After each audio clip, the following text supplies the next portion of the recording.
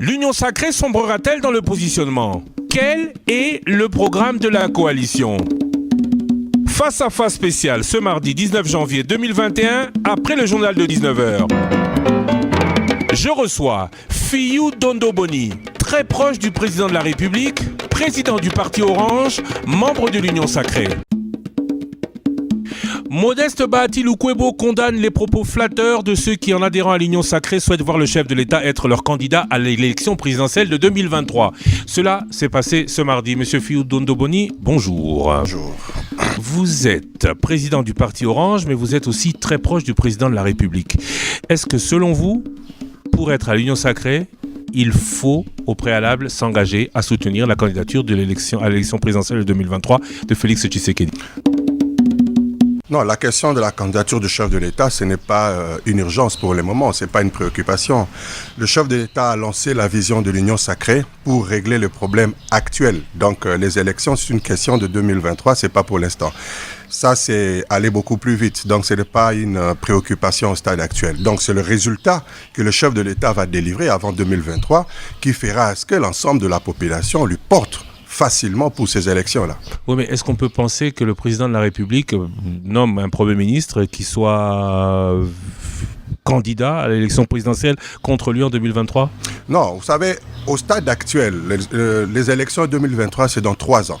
Au stade actuel, la préoccupation du chef de l'État, c'est la promesse qu'il a faite en 2018, l'engagement qu'il a pris vis-à-vis de la population en 2018, et il tient à honorer ses engagements. Et pour honorer ses engagements, il a présenté ses obstacles, la difficulté qu'il a eue pendant 2 ans, et il a lui-même proposé la solution pour surmonter ces obstacles-là. La solution, c'est la mise en place d'une vision qui s'appelle l'Union sacrée.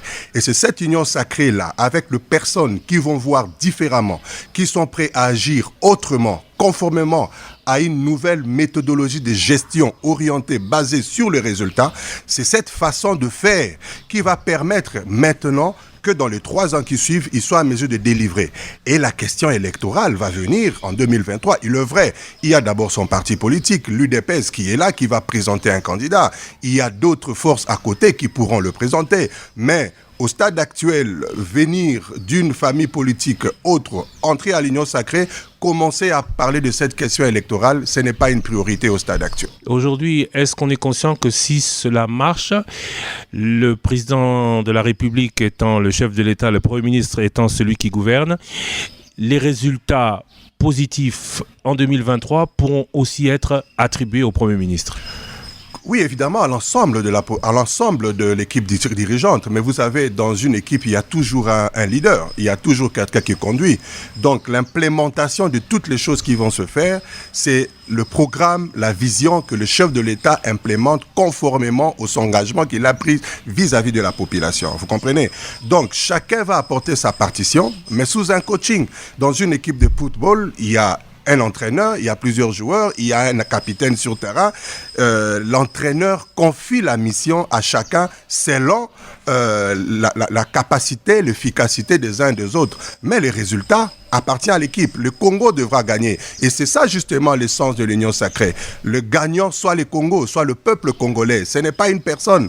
Ce n'est pas ramener toute la considération de toute une nation autour de personnes. C'est le Congo qui devra gagner à fin des comptes. Ce n'est pas une personne, même pas le chef de l'État alors? Non, le chef de l'État incarne justement constitutionnellement la nation. Il joue la fonction de représentativité. Il représente la nation. C'est lui le garant du bon fonctionnement des institutions.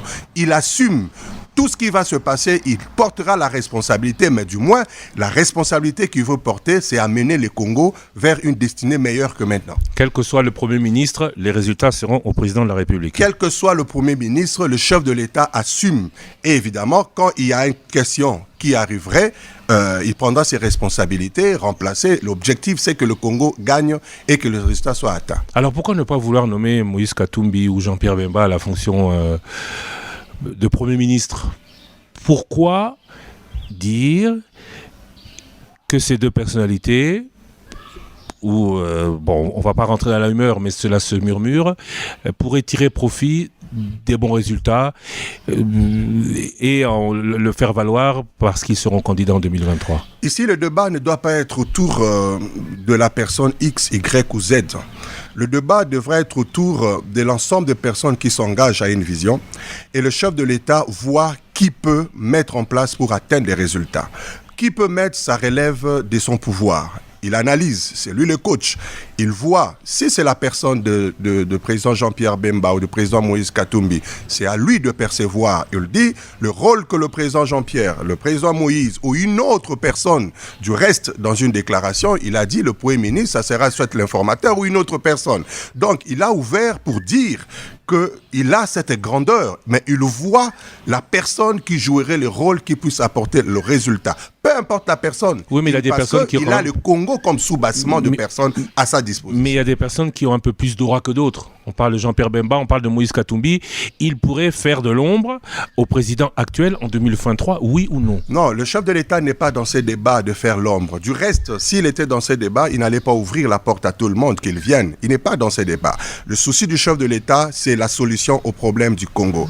Il a communiqué la vision, il reçoit tous les frères. La preuve, même vous avez vu la déclaration d'un député de l'UDPS qui a dit à quel niveau l'UDPS, le parti présidentiel, est prêt à faire des concessions de manière à ce que tout le monde soit ensemble, prêt même à donner la primature. Cela ne veut pas dire que ça sera donné, mais il donne la dimension de la disponibilité d'aller pour que la solution du Congo soit trouvée. Donc aujourd'hui, le poste appartient à l'UDPS. Non, les postes appartiennent à personne. Vous citez un député de l'UDPS qui dit que l'UDPS est prêt à céder à quelqu'un d'autre. Non, c'est une façon de dire à quel niveau le parti présidentiel, l'UDPS, est prêt à sacrifier ou au cas où ça lui revenait de céder. Vous comprenez? Donc, c'est une façon de dire, mais du moins, le poste de Premier ministre est ouvert et que le chef de l'État lui-même, au stade actuel, sait qui va jouer ce rôle-là. Ça relève de son pouvoir. Laissons-lui quand même cette possibilité de faire le choix par rapport aux objectifs qu'il est en train de poursuivre pour l'intérêt du peuple congolais. L'implication des uns et des autres dans l'Union sacrée est fonction notamment du poids politique et de l'aura des personnalités. Pourquoi telle ou telle personne, au-delà de la dialectique qui dit que l'union sacrée, c'est pour arranger le pays. On va y arriver d'ailleurs tout à l'heure sur le comment arranger ce pays. Au-delà de cette dialectique, pourquoi un monsieur Bemba, pourquoi un monsieur Katumbi irait en homme politique pour qui exercer le pouvoir est la priorité, pourquoi se joindrait-il ses forces, les forces de son mouvement à cette union sacrée? Il est vrai que la question du poids politique dans la gestion d'une nation est importante parce que l'Assemblée nationale, il y a de ceux qui ont tel ou tel autre poids. Il est vrai. Il est vrai également que le fait d'avoir un poids politique ne justifie pas nécessairement qu'on peut jouer tel ou tel autre rôle parce qu'on n'a pas suffisamment les atouts pour délivrer. Ça aussi, une réalité. Mais ici, l'union sacrée, telle que perçue, telle que conçue, se présente comme une vision où chacun se retrouve dans son organisation. Il adhère à cette façon de voir pour avoir comme sous-bassement le Congo. Le sous-bassement n'est pas les influences reçues de son parti politique, reçues de son autorité morale, reçues de qui que ce soit, mais le sous-bassement, c'est la structure fonctionnelle de la nation pour aller de l'avant et avec une seule ligne de commandement. Et l'union sacrée, justement, conçue de cette manière, a comme élément de contrôle le résultat qu'on doit apporter. Donc, on peut se retrouver dans un environnement, on a un poids politique, mais on se dit par rapport au profil, vous n'allez pas apporter les résultats attendus. Je n'ai pas dit que les noms que vous citez là n'apporteront pas les résultats, mais par rapport au profil, les attentes de la population, par rapport aux attentes, vous n'allez pas apporter les résultats. À ceux que Jean-Pierre Bemba rencontre, il dit, j'ai été vice-président de la République en charge de l'économique. Jean-Pierre Bemba a le profil, pourquoi pas directement dire, il a le poids politique, encore qu'on peut en discuter, mais à partir du moment où tout le monde adhère dans l'Union sacrée, vous dites que c'est une idée, donc on devrait y adhérer, pas avec des calculs derrière cela. En quoi Jean-Pierre Bemba ne ferait-il pas l'affaire? Non, mais je dis, ça relève justement du pouvoir du chef de l'État. Ça peut être une autre personne comme lui. Donc, ça peut être Moïse, Jean-Pierre ou une tierce personne que le chef de l'État peut désigner. Mais du moins, ce que vous devez comprendre, M. Christian, c'est que l'Union sacrée n'est pas conçue, ne conçoit pas le Congo comme un territoire à partager, le partage du pouvoir, mais plutôt une nation à bâtir, à construire. Donc, cette union a besoin des efforts, la présence de tout le monde, si le grand, le moyen et le petit, pour que chacun arrive à porter sa pierre. Souvenez-vous de l'histoire en Israël. Je m'excuse de donner cet exemple. Il y avait de guerriers. Goliath se présente devant les enfants d'Israël. Il y avait de guerriers habituels qui étaient là. Mais qui est venu donner la victoire à l'ensemble de tout un peuple? C'était un petit Moïse, David, qui gérait les troupeaux là-bas, qui est venu, qui a constaté la situation et qui a apporté sa pierre de construction. Et voilà, Goliath était par terre. Mais les guerriers étaient là. Les célébrités étaient là. Mais la personne qui a joué le rôle, ce n'était pas une célébrité. Mais il avait quelque chose qui pouvait faire qu'il apporte les changements dans ces circonstances-là. C'est un peu la vision qu'a le chef de l'État aujourd'hui. Donc, pas de Goliath, mais un David. Ouais, mais il faut un David. Il va privilégier David à Goliath. Devant nous. Il y a un Goliath devant nous. Il y a plusieurs Goliaths autour de la table. La situation du Congo, mais il faut trouver la carte David.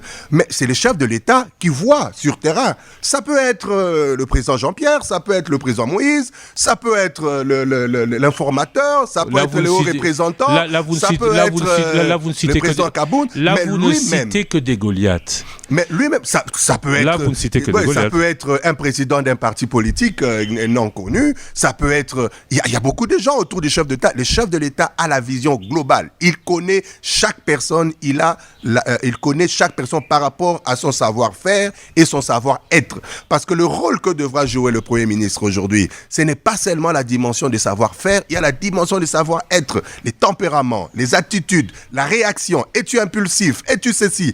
As-tu toutes les capacités pour mettre tout le monde ensemble? Ce sont tes atouts-là devant le chef de l'État, ça lui permettra de faire un choix. Voilà pourquoi il faut sortir de ces discours des postes et des personnes, l'attachement des postes à des personnes. On va quitter ce sujet. Le Premier ministre ne doit pas être un homme lige du président de la République. Pardon? Le Premier ministre ne doit pas être un homme lige du président de la République. Non, le Premier ministre devra avoir un caractère, il devra avoir la personnalité, la possibilité de dire, Monsieur le Président, avec tout le respect, cette façon, si nous faisons de cette manière, ça ne sera pas correct. Il devra avoir cette capacité-là. Ça ne devait pas être une personne qui aura signé sa démission à sa nomination. Non, mais du moins un responsable qui sait dire respectueusement, non pas une personne, quand le président l'invite, il refuse de répondre à ses invitations, mais une personne, il vient qui va dire au chef, écoutez, Excellence, avec ça, de telle manière, nous pouvons procéder de telle ou telle autre manière, mais avec tout le respect. Dites-nous entre nous, ces questions de poste, il n'en a jamais été question depuis le début, comme certains dans le camp du président de la République le disent, on n'a jamais parlé de poste. Le regroupement ensemble qui parle de problèmes, non pas de poste, mais on a bien compris qui tourne autour, à tort?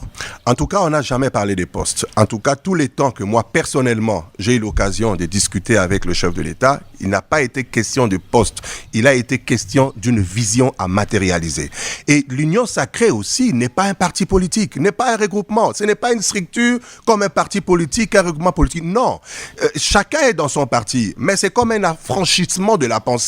On se dit, on a géré le pays de cette manière, arrêtons-nous, voyons l'intérêt du Congo. Ce peuple a besoin d'une solution, voyons ce peuple, maintenant tournons notre façon, changeons notre façon de faire et notre façon d'agir. Et c'est ça justement l'Union sacrée. L'Union sacrée n'est ni un parti politique ni une plateforme, moins encore un regroupement politique. Précision aussi donnée il y a quelques heures cet après-midi par l'informateur Modeste Bahati. Alors cela semble être le gros problème pour Ensemble et MLC. C'est quoi, Union Sacrée? C'est l'idée du président de la République. J'ai dit, recevant, je crois, Peter Kazadi, c'est le président fondateur, le guide qui vous dit on va là-bas, ou c'est un programme commun minimum, ce sont un cahier des charges, des fondements minimaux à l'application d'une politique, celle de l'Union Sacrée? Ouais, c'est une nouvelle façon de gérer justement, d'implémenter la vision, le programme du gouvernement selon les orientations que le chef de l'État a données. Ce n'est pas une question de guide ou ceci. A déjà donné à qui? Puisque beaucoup se plaignent qu'il n'y a encore rien eu. Il n'y a que juste des idées en l'air. Vous savez, la difficulté, c'est quoi? La difficulté, les Congolais, d'une manière générale, l'acteur politique a conçu déjà la cartographie politique du Congo selon certaines orientations. L'acteur politique est dans une zone, dans un carré qui constitue sa zone de confort. Quand il y a une pensée qui sort de cette zone de confort, il a l'impression que ça ne marchera pas. Effectivement, le chef de l'État a pris tellement de la hauteur, il est en train de mettre à un certain niveau. Pour comprendre, il faut atteindre... Vous êtes une chaîne connue de la radio, vous émettez sur une certaine hauteur qu'on appelle des ondes. Enfin, des ondes. Donc, quand on n'est pas connecté à ces zones-là, on a du mal à comprendre. Mais le chef de l'État a pris tellement de la hauteur, il a lancé la vision, la pensée. Ceux qui ne sont pas encore connectés analysent cette vision sur base des références d'hier, qui était, à chaque fois qu'il y a rencontre politique, sur le partage du pouvoir. Mais comment être connecté alors que explication claire n'est pas encore donnée, y compris à ceux qui ont adhéré? Ils se plaignent ensemble, et les autres, il n'y a notamment pas de programme commun, on ne sait pas encore comment l'Union Sacrée va fonctionner. Comment voulez-vous que les gens fonctionnent? Et d'abord, qui a compris de ce que vous savez? Qui a déjà compris au point où l'on voit autant d'adhésions? Est-ce que vous n'avez pas peur aujourd'hui que ces adhésions, ce soient juste des adhésions de positionnement, puisque aucune explication n'a encore été donnée? Il n'y a aucune peur. Au contraire, c'est une joie. Si tout le monde pouvait adhérer, ça serait une bonne chose. Mais adhérer à quoi? Adhérer à cette façon de se dire, désormais, mon soubassement, c'est la nation, ce n'est pas les instructions d'une autorité morale. Ça a toujours été officiellement le cas. Tout le monde a dit, je me bats pour la nation, même si elle est incarnée par quelqu'un. Oui, c'est un peu ce que vous dites aujourd'hui. Bien sûr, mais du moins, dans l'Union Sacrée, c'est pas ça la perception.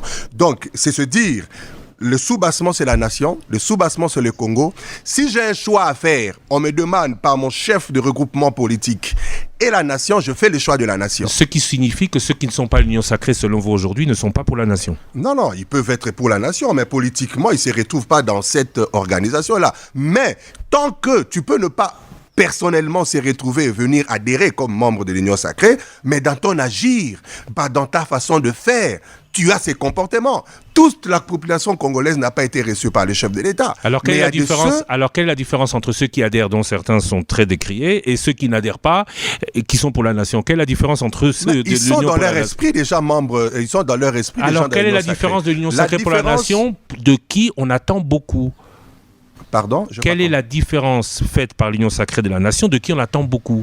Le problème, c'est que les acteurs officiels qui apparaissent ont eu la grâce ou l'opportunité de se retrouver à un certain niveau, ils sont vus. Donc, ils ont l'aura, ils ont peut-être les députés, ils ont ceci ou cela. Cela ne veut pas dire qu'ils sont plus que des personnes qui ne se retrouvent pas dans ces conditions-là. Donc, le chef de l'État a l'idée de l'ensemble de ces personnes, parce qu'il n'a pas seulement reçu le politicien, il a reçu également les mouvements sociopolitiques, même le mouvement socioculturel. On l'a critiqué d'avoir reçu le musicien, les acteurs, tout ça, mais tout ça, c'était pour se faire une idée générale. Il a l'idée générale de la nation. Ne soyez pas surpris qu'ils se disent, bon, écoutez, c'est un acteur culturel qui sera Premier ministre. S'il remplit toutes les compétences selon sa vision, pourquoi pas? Ne soyez pas surpris qu'il prenne, je ne sais pas qui, une personne qui, selon la vision qu'il a sur la matérialisation de cette union sacrée pour l'intérêt du peuple, il peut choisir n'importe qui. Donc ici, l'union sacrée, il faut percevoir cela comme une vision, comme une pensée, et tout Congolais qui commence à voir la gestion du Congo différemment et autrement, avec un soubassement du résultat à délivrer pour l'intérêt de la population, ça y est, il est dans la vision, c'est tout. Il est dans la vision aujourd'hui. Alors, puisque vous savez où vous marchez, quels sont les principaux actes de la politique de l'Union sacrée pour la nation? Est-ce que vous êtes déjà mis d'accord sur les actions prioritaires et sources de financement? On parle notamment, puisqu'on parle d'argent, du programme de la dette, très faible, mais personne qui ne veut nous donner de l'argent, et du mode de gouvernance. Comment ce pays va être gouverné dans les 2-3 prochaines années? Puisque vous avez, vous, compris, expliquez-nous. Bon, d'abord le pays, c'est le soubassement, c'est les Congos. Vous savez, dans la gestion, il y a, dans le passé, il y a eu des intérêts tués dans la gestion d'une situation et que les intérêts purement individuels se retrouvent. Donc, c'est cette méthodologie, la lutte contre la corruption, tout ça, ce sont les éléments globaux qui se présentent. Mais du moins, le fait que la nation va se présenter avec une nouvelle perception, il y aura l'organisation d'une, comment on appelle, la grande conférence des investisseurs, la grande conférence des personnes. Une nouvelle. Évidemment, il va en avoir. Parce qu'au fait, ici, ce qui a été dans les 2 ans, ça ne sera pas la même chose qu'il y a maintenant. Parce que dans les 2 ans, on s'est retrouvé avec un mélange qui a créé une cacophonie. Le chef de l'État a présenté cette difficulté-là devant la nation. Et c'est cette souffrance-là, justement, mise à l'écart, qui va faire à ce que nous bénéficions de la crédibilité, de la confiance des uns et des autres pour qu'on bâtisse les Congos différemment et autrement. Le fait qu'ils se retrouvent en conférence à Kinshasa va faire que les choses changent. Pour que les choses changent, il faut que les gens se rendent compte que dans les faits, les choses ont changé. Les comportements ont changé. En quoi est-ce que dans les 6 mois, dans l'année, dans les 2-3 ans, les choses auront changé? Il y a un programme qui va être mis en place.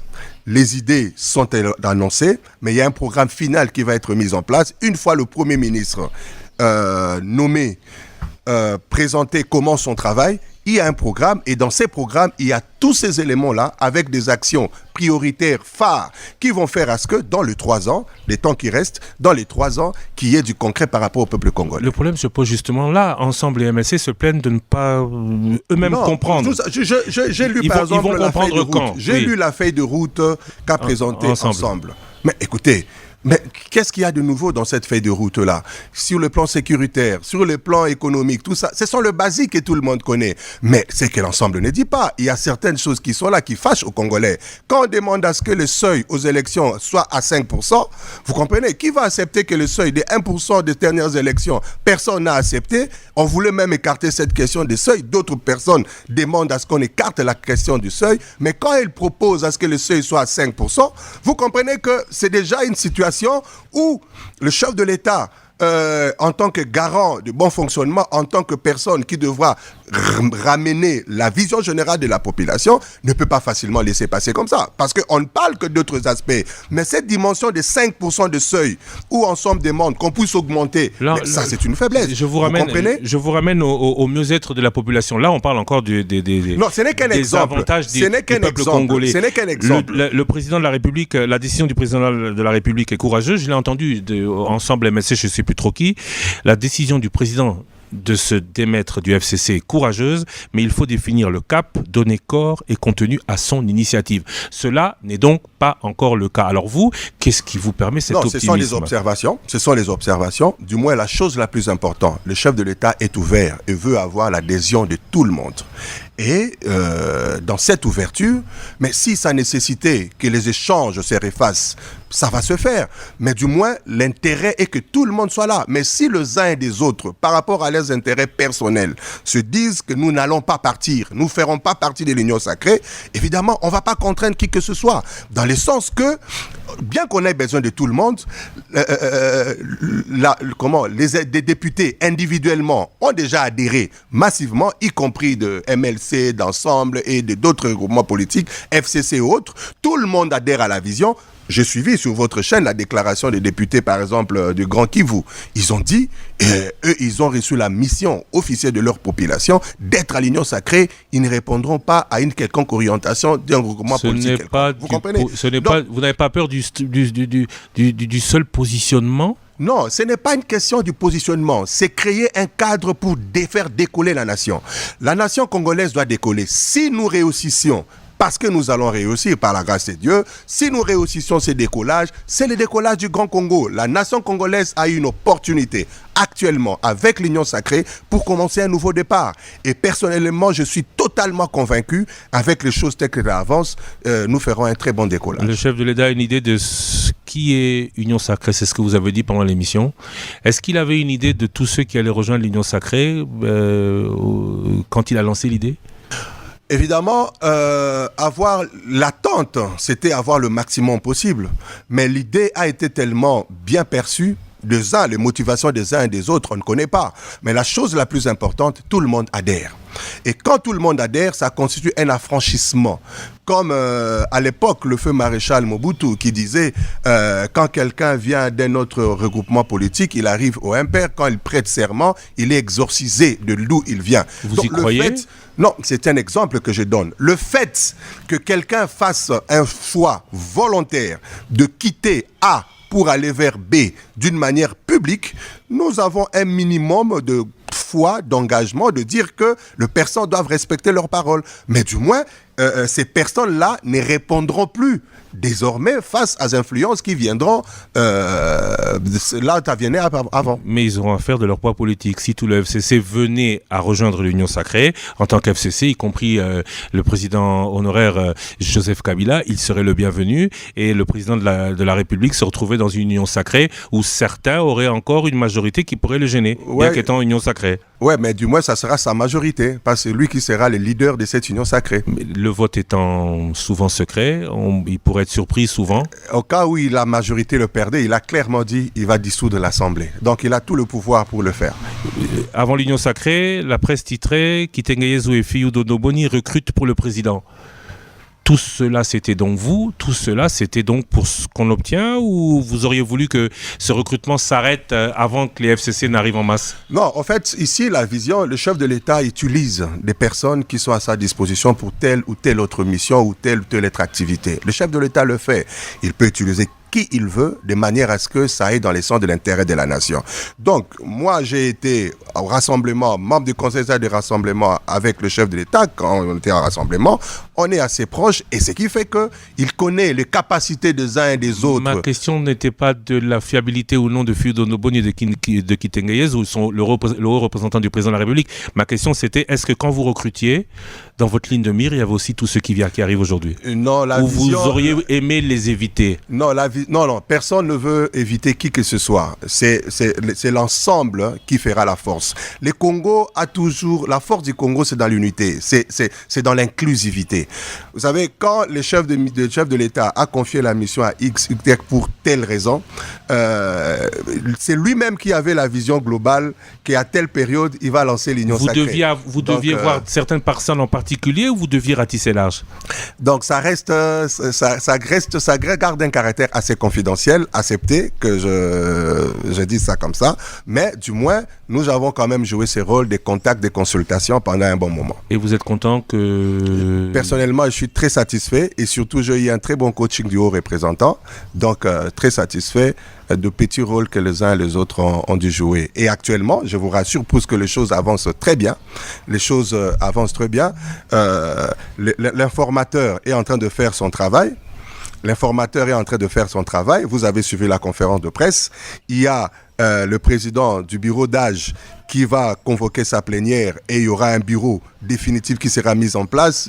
Tout ça, le gouvernement bientôt va être mis en place, et les hauts représentants, le président Kabound et toutes ces personnes sont en train de travailler sérieusement pour que dans un court délai, selon les orientations que le chef de l'État a données, et que la solution, toutes ces questions soient vidées, et que la population soit dans la joie d'avoir un nouveau gouvernement mis en place et avancé.